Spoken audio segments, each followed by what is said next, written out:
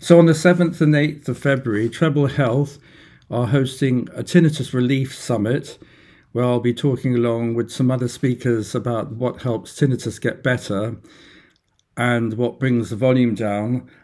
So at this talk, I'm going to be focusing on the different phases of tinnitus.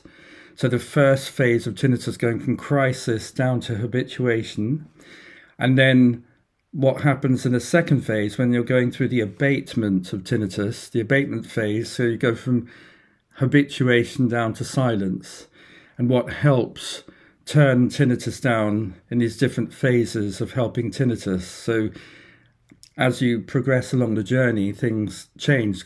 So if you'd like to come along to this Tinnitus Relief Summit, please click on the link below this video, and it's hosted by Treble Health, and you can register your seats by clicking on the link below there. So hope to see you there. Wish you all well.